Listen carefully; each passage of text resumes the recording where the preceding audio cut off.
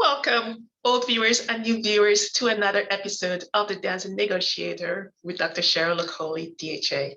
This is the show where you learn all about conflict and its resolution strategies in the workplace. I utilize original mnemonics, for example, my 5 A's of conflict resolution mnemonics, or those of other authors or experts in the field to resolve conflict, or frameworks that are pertinent to the theme of the topic at hand. I like to reserve the third Friday of each month for story time. Story time is an analysis of a movie, a drama, an event, a clip, what went wrong as it pertains to conflict or what could have been done better. And the theme of that clip or movie aligns with the theme of the month. Finally, but not least, I like to reserve the last Friday of each month to have a guest. Now, this guest may or may not be an expert in conflict resolution or has something salient to share with all of us as it pertains to the theme of the month. Welcome back. The theme of the month of September is all about the administrative evidence-based practices. I highly recommend that you watch the previous episodes so you can understand what these are all about. Nevertheless, I will list them today. So welcome to story time. Today is the third Friday of the month. And guess where we're going to be going today? Story time is going to be a little bit different in the sense that we are going to be taking a journey to a professional work kitchen. Yes. And the clip that we're going to be talking about and analyzing today is titled Gordon Ramsay Can't Stop Laughing at His Food. Kitchen Nightmares, full episode. Okay, so you can access that on YouTube. So why are we talking about this? Well, as you know, this show talks about workplaces, right? And conflict resolution. But the reason why I chose the kitchen, a professional kitchen, to analyze the themes of this month and the topic is because this particular clip is laden with what not to do, okay? Now, first and foremost, viewer discretion. Why? That clip is laden with lots of profanity and explicits. My ears are still tingling. Nevertheless, there are some valuable lessons to pick or glean from this clip, okay? Hence the reason why we'll be analyzing it. So with not much ado, sit back. I hope you brought your popcorn, wings, beverage of choice, pizza, because it is story time. So let us start and dig right in. So the clip showcases a business owner of a restaurant. And now this restaurant has a title of healthy food. But let me just pause there for a second. Healthy food. And why did I choose this now? Some of you may know right now in October of 2022, there are inflated food prices, right? So I thought, I wonder what the quality of food that is being disseminated in healthcare facilities, be it in hospitals in your cafeteria, be it in long-term care settings, be it in corporate business world, wherever you have a cafe. What quality of food is being provided given the inflated food prices right now? Okay, so with that in mind, let's dig right back into this clip.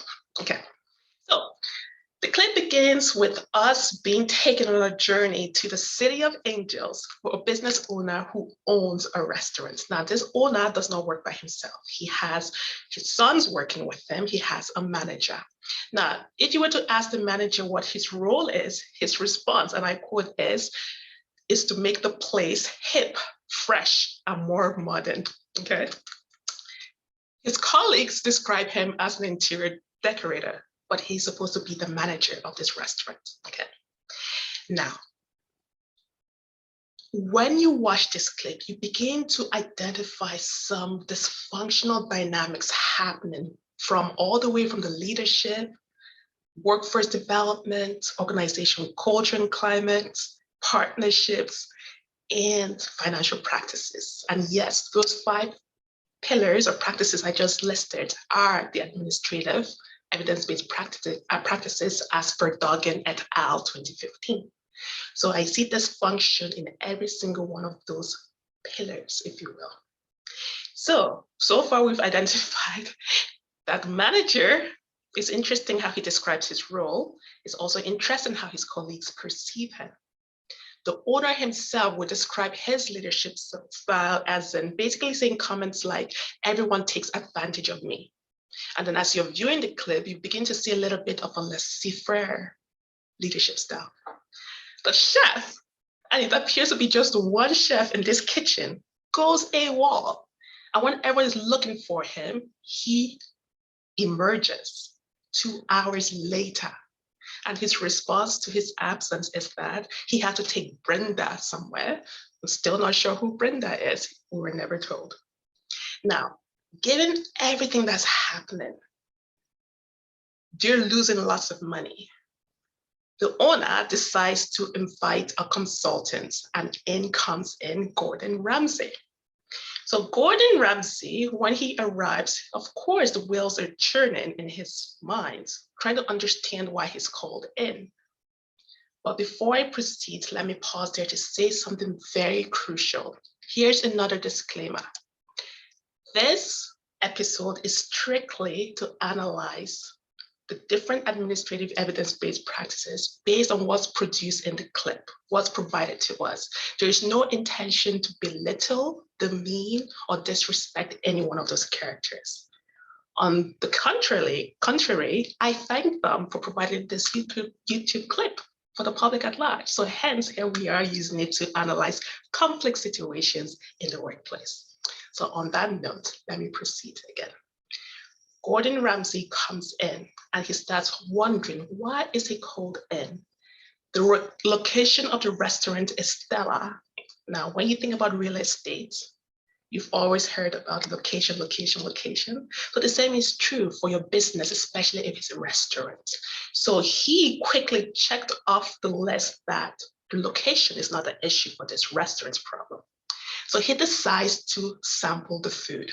So what does he do? He asks them to provide some of the key items on their menus. So the first one is a turkey sandwich, okay? And I chuckle a little bit, but yeah. Gordon's description after he tasted the food was, it's dry and disgusting. And it so happened while he's there sampling the food, a customer is there with his dog. Gordon proceeds to provide that turkey sandwich to the dog. Basically, you can draw your own conclusions what that means. If he doesn't eat it, and he gives it to the dog. Second item, he called it, I'm trying to use diplomatic words here. Let's just say it starts with a P and ends with a P, or you can say it starts with an S and ends with a T. That's his description of that food. And he said the rice was cooked to hell. And then he said he was stuck there, whether he should say a prayer, but he could not stop laughing after eating the second item. Have you been in a situation whereby it's so incredulous that you either laugh or cry? I have, and I think that's why he's there laughing. He couldn't believe what he was seeing and what he was tasting. Now, the third item that was sampled was called the blackened salmon. And sure, it was blackened, all right? And there was some broccoli and some other vegetables. His review, it's dry and tastes way too fishy. And his conclusion about it tasting way too fishy, he surmised that basically the refrigerator was not working properly. And he described it as disgusting, and the presentation was, it looks like the dog's dinner, and it was hideous. Now, with this kind of reviews, at this point in time, the owner hears every single review. I could see him just unraveling. His face, he's beginning to look like he's going to break down in tears. And at one point in time, he actually does break down in tears, and his sons are comforting him. Now, Gordon Ramsay proceeds with his analysis. He looks at the kitchen and he finds it very unhygienic. Not just the kitchen, the restaurant in general, but the kitchen, what really concerns him was when he started looking through the refrigerator and the storage parts of things. He notices and sees rotten food. And when he brings it to the attention of the owner basically almost sort of shifting blame to the chef and said, I thought he pays attention to that. I don't look into that. And Gordon retorts angrily, this is your business. Okay. Gordon decides to give him a pep talk. And part of this private pep talk, he takes him outside of the restaurant to a mountain, high up a mountain, and perhaps he wanted just the two of them to be there. And guess what he does? He starts teaching him communication strategies, how to assert himself like a boss. But Gordon's version of asserting oneself as a boss included many swearing episodes, raised voices. You can very well be assertive without being abrasive. So when I watch that clip, and you watch it in due time, it's very interesting, his style, but we will analyze each of those pillars shortly. Like I mentioned, he's giving him this pep talk, giving him strategies, how to communicate, to sound like a boss so that people will listen to him and not take advantage of him. And when he approves the owner's strategy as being successful, when he proceeds in swearing similarly like Gordon, which again, I found very disturbing. Nevertheless, when he was satisfied, they go back to the restaurant. Gordon still feels he needs to take up one more strategy in the form of a prank, whereby he gets a policeman to come shackle the boss, why? The owner, so that he does not inadvertently start doing the work of other members of his team. So basically, he wants him to use his voice to direct the work processes, not using his hand in doing. One thing I should mention as well, I mentioned the unhygienic practices. It was so deplorable that Gordon basically said if a health inspector were to come in, he will shut it down. But he decides to shut it down himself because he could now, with clear conscience, let customers keep coming in based on what he saw in the fridge and the storage centers. So he puts a sign up on the front of the restaurant, shuts it down, and the owner and his team proceed to conduct a thorough cleaning from head to bottom of the restaurant. When he's satisfied that it's met standards to open up for business, he opens it up for business. Okay. One other thing I should mention, not only is the food bland, tasteless, and the choice words used by Gordon, they were substituting good quality food for fake products. As an example, instead of real duck and fish, they will substitute it with something called unduck, unfish. I've never heard of such terminologies before, but basically the fake equivalent, which made Gordon, he was laughing his head off when he heard about it, like incredulously, he couldn't believe what he was hearing. So fast forward, he's opening it up back for business, customers are coming, but there's still an issue. They're still reporting the food is bland, it's tasteless, there's much to be desired. So what does Gordon do with his crew? They decide to repaint, revamp the restaurant in terms of the color scheme, putting murals on the wall. The menu was basically, my understanding of what they did to the menu, yes, it was revamped, but basically streamlined to showcase items so that people are not lost or drowned while going through the various multiple items that were on it previously. So as a result of that, you could see the owner and his family are very, very happy. Mark is teary and all that. But one thing I should mention, though, another unhygienic practice was when Gordon came, I was supervising Mark, who is the manager, who had said that his role was to make things hip, fresh, and modern. Sometimes he served as a host. He's not supposed to serve as a host for the customers. And in the course of serving as a host, he was mixing up orders. And of course, that created trouble or problem in the kitchen, slowing down things, customers getting irate. In terms of an unhygienic practice, I guess he was all anxious with Gordon being present, perhaps. He was extremely sweaty to the point that Gordon had to say, you know what, you need to go home, change your shirt. Gordon had to buy him deodorant. But the worst part of it, I'm sorry to say, was he had the menu tucked under his armpits, which was very sweaty, and the same menu he gave to the customers. So you can imagine why Gordon was irate when you watch it, and why he had to shut down the whole thing. But after it was opened up, they made some changes and they were happy.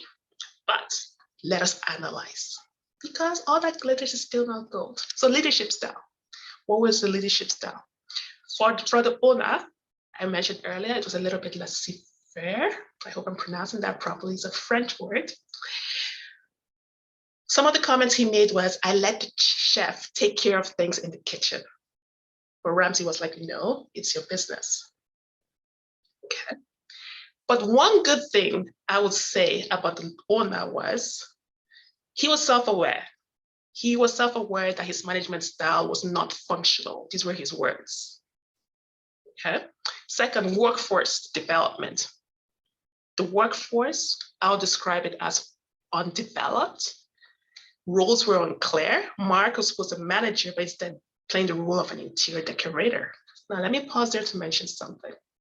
I worked in an environment in a leadership role whereby something similar to what was just witnessed here was what I encountered, in the sense that some people were more interested in me decorating my office, whereby I was more concerned about making sure that we enhanced the environments, the aesthetics where the clients were served, the quality of food provided to the clients, not just the quality, but in terms of presentation. So they might even want to have the food, but rather some people were more concerned that my office should be well decorated. So to me, that was a little bit disturbing. So perhaps we should pay more attention in serving our clients, not trying to make ourselves look good. When you think about it, how many times will people be in my office in that scenario I mentioned? Even if they were in my office, yes, it could look like the biggest mansion, the most stellar mansion in existence. But if the care provided to the clients, the surroundings is unhygienic, no one's gonna care. If anything, it will make me look bad, right? So I focus and put in budgetary and recommendations for money to flow to care, to flow for the aesthetics, not for my office to be well decorated. Anyway, a little bit of a digression, but not really, but I just want to throw that in here. In terms of Mark had his, what is the expression I'm looking for? Priorities. He had his priorities a little bit skewed, but nevertheless, he changed eventually with help. Now, partnerships. In terms of partnerships, it was a very interesting interaction between Mark and the owner. Why do I say that? For example, even though they were not partners, Mark had loaned or given the owner $10,000. Mark spent $5,000 on interior decorating. Again, very interesting partnerships right there. In terms of the organization culture and climate, I would say the culture was very much unclear. Climate was dysfunctional. People didn't know. They did what they wanted to do. I would be like, what exactly are the policies? Who's keeping people accountable? Who's enforcing? Sadly, the owner himself admitted, again, his management style was not functional. Financial practices, I alluded to that a little bit earlier, whereby I mentioned that they were losing lots of money. So, well, one can only imagine with the status of things in terms of lack of hygiene, poor quality of food, how could they make ends meet? They were losing money. Even the owner himself said it. Okay.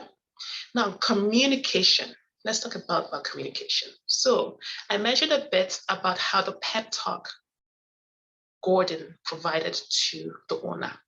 First and foremost, what was Gordon's leadership style? I personally, in that clip, would describe it as authoritarian. It was his way or the highway. He pretty much bulldozed over people to get his way done. Don't get me wrong, the outcome was positive, but still, you don't have to bulldoze people to get a positive outcome. There's different ways you could be authoritative, okay? So, some of the things he said, so I mentioned Gordon was he was swearing, not just a bit, he was definitely swearing, belittling, He was abrasive. He'd passed the boundaries of assertiveness, definitely abrasive. He'd said to the owner, you need to sound like a boss. And like I mentioned, after the pep talk, the owner incorporated some of his strategies. But guess what? When he did incorporate it initially, it didn't go well for the team. The chef was irate because, number one, he'd never seen his boss talk to him like that before. He took off, was not going to return. But because Gordon was around, he decided to come back and apologize to Gordon. Now, his sons, when the sons heard his changed persona of their father, he actually commended his father, used some choice words, which I won't repeat, but basically was affirming his father's new changed leaf, if you will. Turned leaf, I guess, is the expression. But when Gordon gave him the pep talk, when I mentioned he was in tears, these are his words. He said, I felt destroyed and felt like breaking down completely. Now, these were his own words when he received that kind of leadership style, management style from Gordon. Yet, he decided to emulate the same kind of behavior? That I don't understand. I see this entire clip as a lesson of what not to do in leadership and management, okay?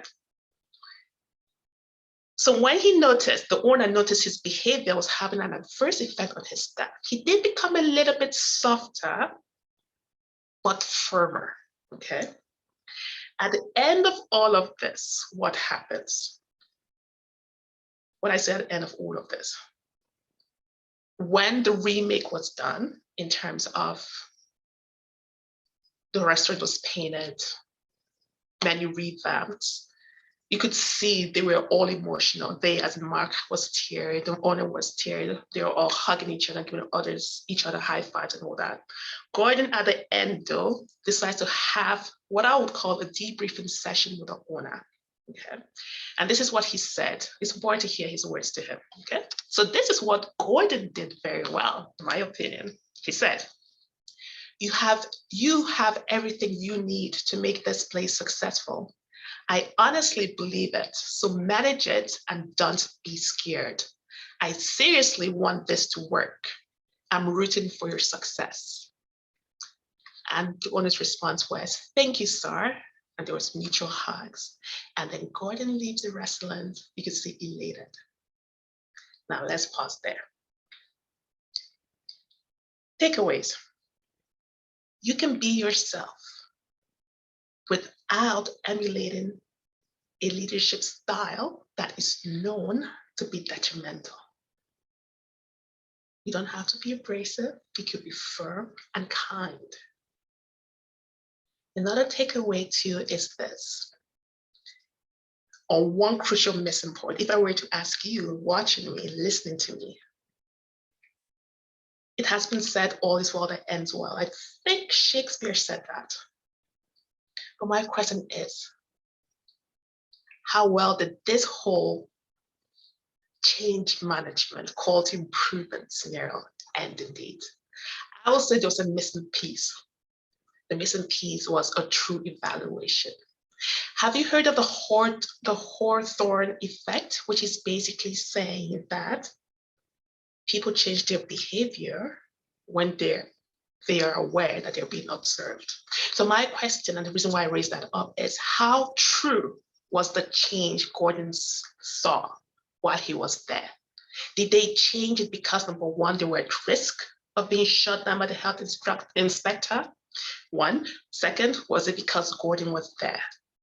Now, if he were to go back, or if anyone else were to go back today, again, this was filmed many years ago, but let's say if anyone were to go back a month later, would the same standards that Gordon had raised still be in function? Food for thought, right? So on that note, here's some call to action steps for you. Number one, do you need to go undercover, incognito, or in person to observe the dealings in your business or organization? What about the food kitchens, cafeterias, especially like I mentioned earlier with the inflated food prices? What caliber of food are your clients or your patients, customers receiving? Who is not pulling your weight in your workplace? What will you do about it? How will you approach it? Which leadership style will you partake of? Do you need an external independent consultant to assess, diagnose, and provide recommendations? If you do, I highly invite you to visit my website, because the role that Gordon performed in this clip, in this story time, is what I do for organizations as well. If you need me, so let me pause here to say this. I'm a healthcare administrator consultant, a health executive consultant, however you want to word it, but that's how I word it. If your organization, in terms of the administrative services, if it's sick, in terms of if there are deficiencies in different areas, if you need someone to assess, diagnose, provide recommendations, and help treat those issues, hence the title, my nickname, the doctor for your health administration needs, I highly recommend you to contact me via email at cheryl@shalomeagleswings.care or visit my website at shalomeagleswings.care, and I'll help you with any areas that you might need. Let me share my screen here real quick to provide you with an example of some of the services that I offer in terms of my administrative services. So over here, strategic management. So high-level overviews of strategic management, be it I can assist at the board level, different levels of the hierarchy of your organization. To be a business owner, doesn't matter. I help with risk management, change management, quality improvement. So from the scenario, the clip we analyze, if you need help in those domains, they will fall under the quality improvement, change management, risk management as well. And in terms of forging appropriate partners, that will fall under the strategic management. I also provide personal coaching, either for conflict resolution or for life coaching as well, to help you as an individual, help your employees. I help review policies if needed, and governance, and the list goes on. Okay, so I just want to share that with you. So on that note, I invite you to join me next time, same place, every Friday, 4 p.m. Pacific, 5 p.m. Mountain Time, for another episode of The Dancing Negotiator with Dr. Cheryl Okoli, DHA. But before you leave, I'd like you to remember that you are needed in this world to be a solution. Be the best that you can, and do not rob the world of a precious gem, you. Goodbye, and have a splendid day.